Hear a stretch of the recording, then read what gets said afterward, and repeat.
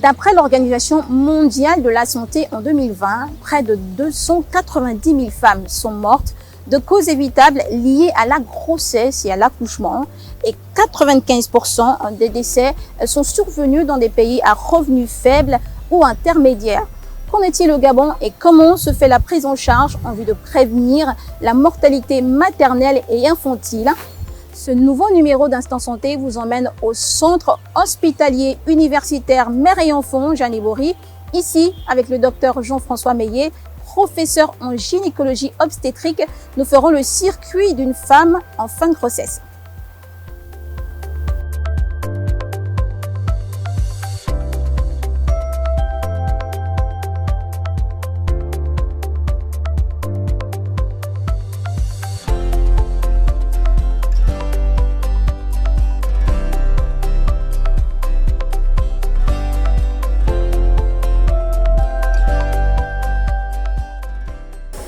Professeur Meillet, merci de nous ouvrir vos portes. C'est notre maison commune, donc tout le monde est bienvenu chez nous. Alors, nous parlons aujourd'hui du suivi des femmes en fin de grossesse et en travail, en particulier la prévention de la mortalité maternelle et infantile. Pouvez-vous revenir sur ces termes? À quoi cela renvoie exactement? La mortalité maternelle, c'est toute femme enceinte qui meurt au cours de sa grossesse ou dans les 48 heures qui vont suivre l'accouchement. Et par contre, la mortalité infantile, lorsqu'on parle de la mortalité infantile, on s'arrête à 1 an. Ce sont les enfants, tout enfant qui meurt jusqu'à 1 an par rapport au nombre d'enfants nés vivants dans une structure. Et quelle en est la cause? Les causes sont multiples, bien entendu. Les causes sont multiples. Si on veut parler des causes médicales, il faut savoir que concernant la maman, ce que nous avons essentiellement, c'est des problèmes d'hémorragie.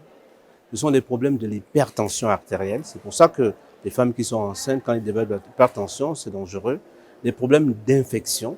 Il peut arriver aussi les complications d'avortement qui sont. En dehors de ça, nous avons aussi, c'est ce qui nous arrive souvent ici, des causes indirectes, comme on les appelle. Par exemple, le paludisme au cours de la grossesse ou bien une autre pathologie, par exemple l'HIV au cours de la grossesse, peuvent occasionner justement un décès maternel. Et chez l'enfant, ce que nous constatons, la première cause, c'est la prématurité. De 0 à 28 jours, enfin, pendant la grossesse et après l'accouchement. Mais après ça, nous avons beaucoup de maladies pulmonaires qui sont à l'origine des décès de l'enfant. Les enfants viennent ici, c'est la première pathologie que nous rencontrons avant 4 ans. Toutes les maladies pulmonaires, surtout les maladies virales, les maladies infectieuses. Et au-delà, c'est le paludisme. C'est le paludisme qui tue encore beaucoup dans notre pays. D'où l'importance donc d'évoquer ce sujet du suivi des grossesses. Alors, c'est vraiment un sujet très important. Vous savez que l'accouchement, de façon générale, je ne vais pas la définir comme dans les livres, je dirais simplement que c'est un moment privilégié où la femme et le personnel de santé contribuent à donner la vie. Et donner la vie, c'est quand même important. J'insiste sur le mot contribuer parce qu'en réalité, c'est Dieu qui donne la vie. Et justement, professeur, les soins prodigués par des professionnels de santé qualifiés comme vous, avant, pendant et après l'accouchement, permettent de prévenir la mortalité maternelle et infantile. En quoi consiste donc le circuit de prise en charge? Il faut savoir que le Gabon avait d'abord une spécificité pour le suivi des grossesses. Depuis les années 1962, le Gabon a instauré le suivi des grossesses en dehors des hôpitaux, dans les centres maternels et infantiles, on les appelle, qui sont devenus les centres médicaux aujourd'hui. C'est là-bas où les grossesses étaient suivies. Et lorsque la femme arrive au terme de sa grossesse, elle venait accoucher dans les hôpitaux. Et de plus en plus, nous insistons, comme les hôpitaux comme les nôtres, d'avoir, tout en continuant à suivre certaines femmes en dehors, mais d'avoir quand même une unité de suivi prénatal dans notre structure. Et chez nous, qu'est-ce qui se passe? Les femmes vont arriver, justement, en venant ici, vont se renseigner pour prendre des formalités administratives. Et après les formalités administratives, si elles ont des paiements à effectuer, elles les payent juste à côté. Et ils vont suivre ces carreaux. Vous voyez, nous avons des indications. Effectivement, différentes couleurs. Pour aller en pédiatrie, on va prendre les carreaux jaunes. Pour aller en maternité, en suivi prénatal, on va prendre les carreaux orange. Il faut insister que c'est le premier moyen que nous avons pour la prévention de la mortalité maternelle et infantile, comme vous l'avez dit. Parce que toute femme qui accouche, malheureusement, est exposée au risque. Et on sait que si on ne fait rien, on a 20 à 30% des femmes qui vont présenter une complication et qui peuvent mourir. D'où la nécessité d'identifier ces problèmes au cours du suivi prénatal et pouvoir mieux les prendre en charge pour leur accouchement.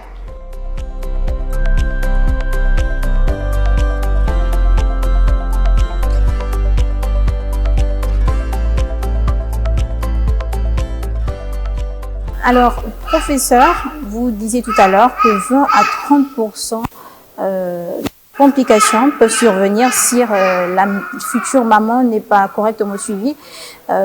Ces chiffres concernent-ils seulement le Gabon ou sont-ils des chiffres globaux? Alors, lorsqu'on donne ces chiffres 20 à 30%, ça veut dire que ce soit au Gabon ou ailleurs, si vous avez un groupe de femmes qui accouchent et que ce groupe de femmes n'est pas suivi et n'a pas un accouchement accompagné, il va de soi qu'il y aura 20 à 30% de complications. Tout dépend maintenant de l'endroit ou du nombre de personnes. D'accord. Naturellement, c'est ce qui se fait. Et donc, c'est pour ça qu'il est nécessaire d'accompagner les femmes au cours de leur accouchement pour identifier les complications et pouvoir les prendre en charge. Et justement, les chiffres de l'OMS en 2020 concernant donc la mortalité maternelle et infantile, c'est 287 000 femmes. Peut-on avoir une estimation en ce qui concerne le Gabon? Au niveau du Gabon, les chiffres actuels se sont un peu dégradés. Je pense que les chiffres actuels sont de 319 décès pour 100 000 naissances vivantes.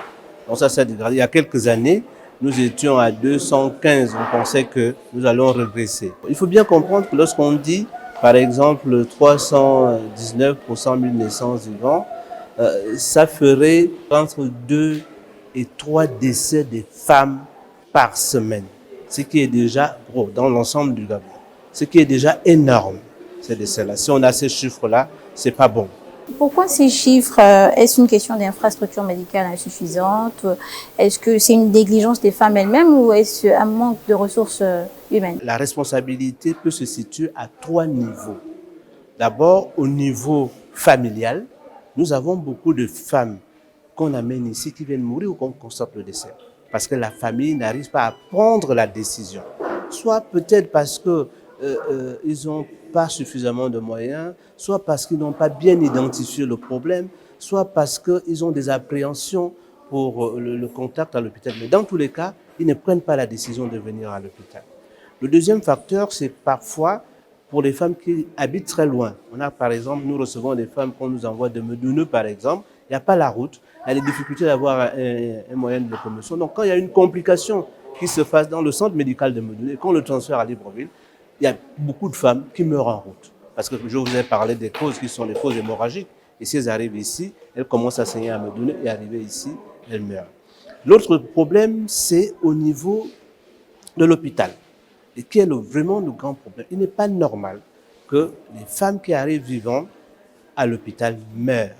Malheureusement, au niveau de l'hôpital, ce qui nous arrive, c'est que parfois la femme arrive, le personnel ne le prend pas en charge rapidement. Le plus souvent, on va d'abord faire une ordonnance avant de la prendre en charge. Parfois, on va de structure en structure. C'est ce qui nous arrive ici. Mais qu'est-ce qu'il faut faire alors pour éviter les décès dans les hôpitaux? Alors, nous avons dit, nous ne pouvons pas prendre une dame ici et de l'envoyer ailleurs. Il faut s'en occuper. Même s'il n'y a pas de place pour les suites de sa prise en charge. Donc, nous recevons beaucoup de... Dès qu'il y a une complication dans la ville, on l'amène ici. Mais malheureusement, ça vient en retard. Ce qu'il faut, c'est vraiment un engagement de chaque structure pour que le personnel soit conscient, qu'on les forme. Mais surtout qu'il y ait du matériel, des médicaments dans l'hôpital. Bon, dans les structures que vous avez, si vous avez une structure où il faut d'abord prescrire une ordonnance, c'est ce qui m'est arrivé dans ma jeunesse au Gabon. Le temps de donner l'ordonnance aux parents qui vont chercher les médicaments, parfois ils n'ont pas d'argent sur eux, ça perd du temps, la femme meurt. Nous avons mis un principe qui consiste que vous arrivez, quelle que soit l'heure, on vous soigne d'abord. C'est pour ça que vous avez, par exemple, on parle de l'hôpital qui est cher, parce que malheureusement, la CNAMJS ne prend pas en charge les médicaments donnés à l'hôpital. Nous faisons cet effort parce que nous sommes une structure d'urgence. Il faut d'abord soigner les gens. Et nous demandons, je profite de votre occasion, malgré de ce qui se disent, nous avons à peu près, selon les années, 3 000 à 4 000 accouchements par an.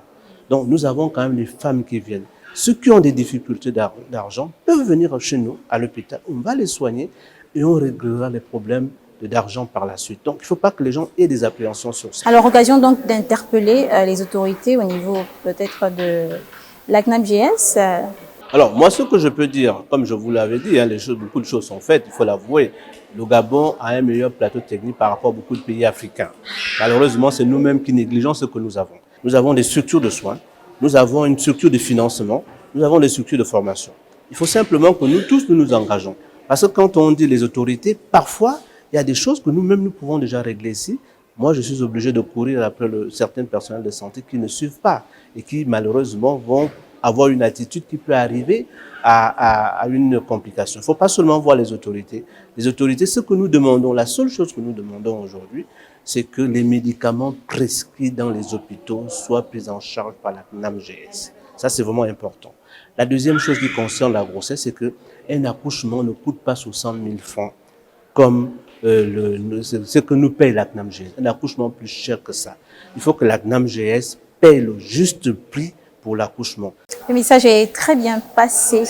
Alors, nous, où nous trouvons-nous? Nous sommes ici dans l'espace des consultations de suivi de la grossesse. Donc, vous avez vu, on vous a montré les carreaux oranges qui sont là. Donc, c'est cet espace-là. Nous avons, dans ce couloir que les gens attendent, donc nous avons une consultation dédiée par les sages-femmes.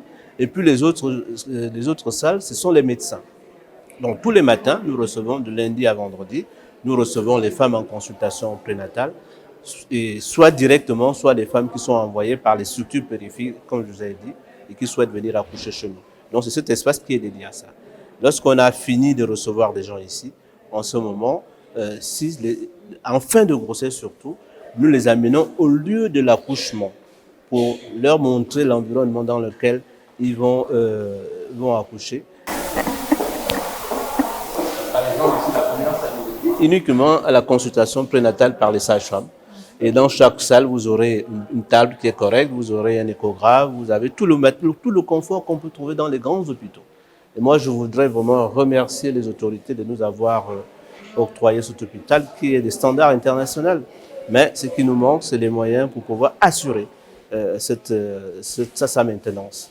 Parce que l'hôpital, ce n'est pas seulement le malade. L'hôpital a d'autres faits. Il faut assurer la climatisation, il faut assurer les ascenseurs, il faut assurer le nettoyage. Parce que si vous venez chez nous, moi j'insiste là-dessus, vous pouvez aller aux toilettes, les toilettes sont propres. Mais malheureusement, dans les hôpitaux publics, il n'y a pas de toilettes propres. On insiste sur ces aspects pour pouvoir faire en sorte que les gens se retrouvent un peu chez eux ici en famille.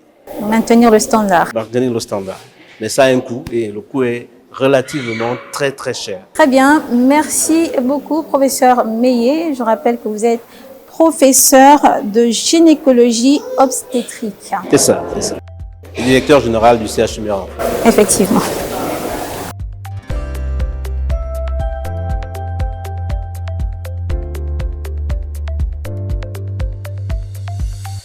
C'est un 08 2.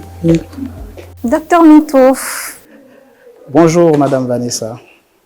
Comment allez-vous? Ça va bien et vous? Ça va, bienvenue dans notre salle d'accouchement. Merci. Alors dites-nous, de quoi il est question ici, à la salle d'accouchement? La salle d'accouchement, c'est d'abord le lieu pour toutes ces gestantes qui viennent accoucher. Alors Madame Vanessa, je vous invite à découvrir notre salle d'accouchement et les différentes activités.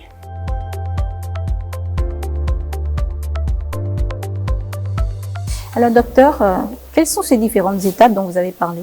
Alors, donc, en dehors des accouchements proprement dit, on retrouve dans cette enceinte l'unité d'accompagnement des gestantes qui comprend plusieurs activités.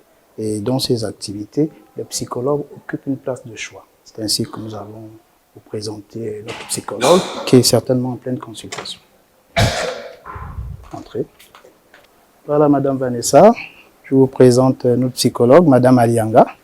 Madame Alianga, Madame Vanessa.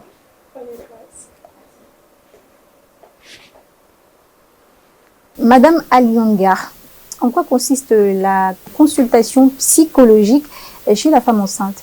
La grossesse apporte de nombreux changements, tant physiques que psychologiques chez la femme enceinte. Elle permet de faire revivre l'histoire personnelle de la patiente depuis son enfance, son éducation, les liens familiaux. C'est pourquoi nous, psychologues, nous estimons que tout au long de la grossesse, la femme enceinte, elle partage le même patrimoine événementiel avec son enfant. Donc, pour qu'un enfant puisse être un être équilibré, il faudrait d'abord qu'il se sente désiré, voulu et accepté par sa maman. Et donc la maman, le simple fait qu'elle ressente des émotions, par exemple négatives, le stress, comme exemple le stress, la peur, automatiquement, l'enfant il ressent ces mêmes émotions. Et ipso facto, les sentiments de joie, elle les transmet aussi à l'enfant. Donc l'enfant a cet effet de miroir vis-à-vis de la maman. Donc nous accompagnons les mamans à travers l'accompagnement prénatal psycho-affectif pour que les mamans puissent elles-mêmes déjà se sentir en sécurité, se sentir stables. Alors, à quel moment intervient donc le psychologue dans ce processus de suivi? Alors, le psychologue intervient au premier contact de la consultation, notamment à 12 semaines d'aménorrhée. Et on aura 3 consultations avec la dame. Et en fonction de la vulnérabilité qu'on retrouve, les signes de vulnérabilité qu'on retrouvera chez la patiente, à chaque fois, il y aura des consultations ponctuelles. Et quelle est la fréquence? Il faut savoir que le psychologue consulte en fonction de la patiente. Il n'y a pas de terme bien défini.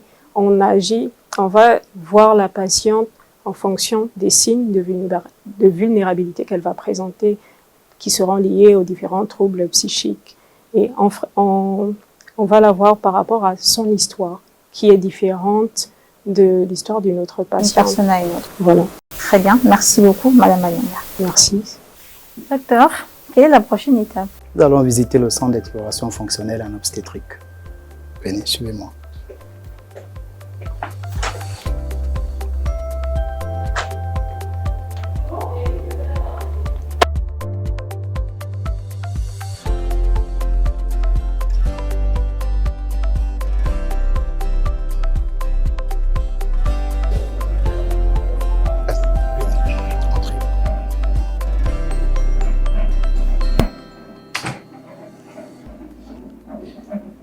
Voilà.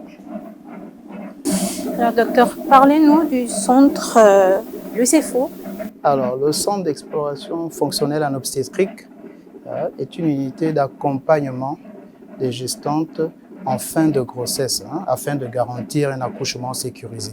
Donc, il s'agit des gestantes qui ont été suivies plus bas dans le cadre des consultations prénatales, et lorsqu'elles sont en fin de grossesse, elles sont prises en charge par cette unité qui va, n'est-ce pas, faire une évaluation clinique hebdomadaire et des examens complémentaires quand c'est nécessaire pour apprécier le bien-être fœtal, par l'exemple de l'enregistrement du rythme cardiaque fœtal qui est en train d'être fait, donc qui permet d'apprécier l'état du fœtus.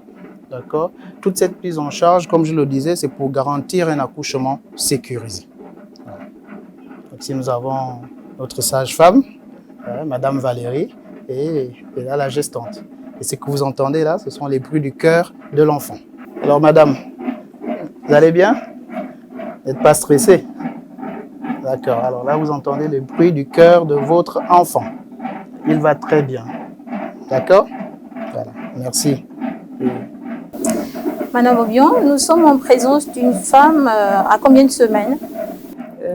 Elle est à 38 semaines d'aménorrhée. C'est-à-dire, elle est à terme, elle peut accoucher à tout moment. Voilà. Et ici, à la CEFO, nous recevons les patientes à partir de la 34e semaine, ensuite aux 38 semaines, 40 et 41e semaine. Voilà, qui est vraiment le thème butoir à ne pas dépasser. À quelle fréquence recevez les femmes? Nous les recevons généralement chaque semaine, voilà, quand il y a des problèmes, sinon toutes les 2 semaines.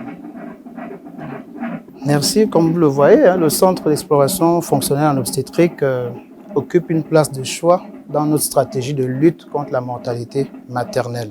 Aussi, nous invitons donc toutes les dames, parce qu'il faut le dire, même celles qui sont suivies ailleurs, nous les recevons.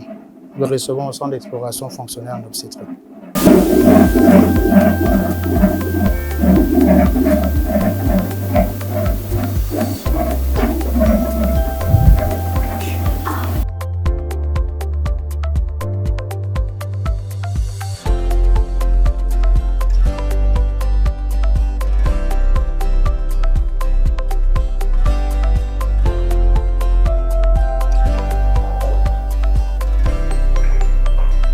Alors, ici, il s'agit de la préparation à l'accouchement.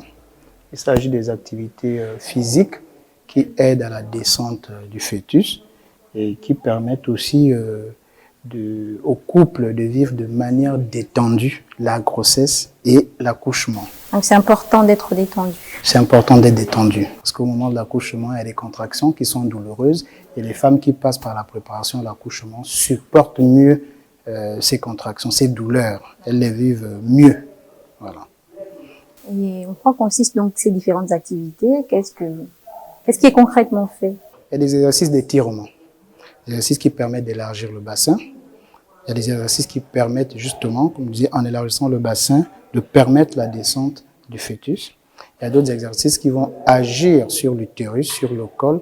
Tout ça dans le but, comme je le disais, de faciliter, de rendre agréable l'accouchement. D'accord. Et à partir de combien de semaines doit-on donc souscrire à cela? Alors, à partir de la 34e semaine, les dames les voient déjà à 34 semaines. Ensuite, nous établissons une fréquence de rencontre. En principe, nous avons opté pour 4 contacts. 34, 36, 38 et 40 semaines. Et pourquoi avoir initié donc cette approche couple-là? Parce que la grossesse, l'accouchement, nous avons constaté que l'accouchement est mieux vécu par la parturiente lorsqu'elle est accompagnée. Et donc ça peut être son époux ou une parente au choix. Et il faut vraiment insister dessus. Ici à Mère Enfant, lorsque les femmes viennent accoucher, on leur demande d'être accompagnées. Donc c'est aussi pour impacter psychologiquement. Le but est d'impacter psychologiquement. Le but est d'impacter psychologiquement. Donc la psychologie joue un grand rôle dans le suivi de la grossesse. Dans le suivi, bien sûr, et également au moment de l'accouchement. Au moment de l'accouchement.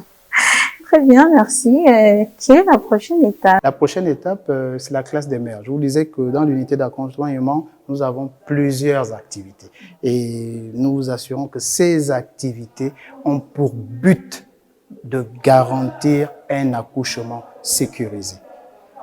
Et si nous parvenons à garantir un accouchement sécurisé à toutes nos gestantes, vous comprenez que nous allons réduire au maximum la mortalité maternelle et infantile.